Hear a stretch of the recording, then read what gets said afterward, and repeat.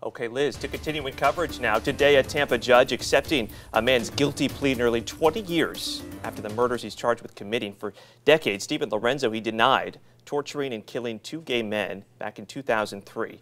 Now he's asking for the death sentence. 10 Tampa Bay's Shannon Clough is live outside the courthouse right now. Shannon, where family and friends were today. And I can tell you those family and friends were emotional today. The family and friends of Jason and Michael, they've waited 20 years for Lorenzo to admit he killed those two men. We heard from prosecutors about how the two men were tortured. They were sexually violated and killed by Lorenzo. So all of the family members having to hear that again, they say it was painful. Mr. Lorenzo, how do you wish to plead to those two charges? Open guilty.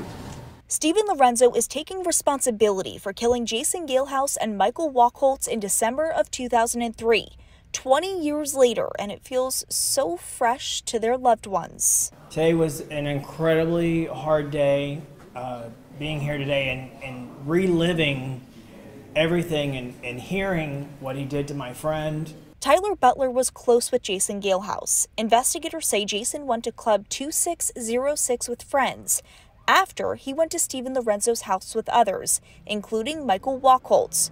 Prosecutors found Jason and Michael were drugged, tortured, and killed. Their body parts were put in dumpsters.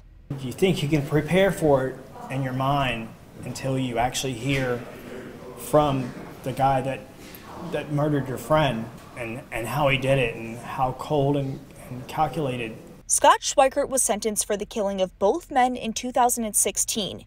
Years later, and Lorenzo wrote a letter to the court to be sentenced to death. He says the case, quote, would have gone unchallenged anyway.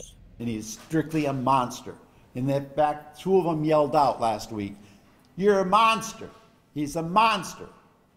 Well, yes, he is. Today, the judge tried to understand why.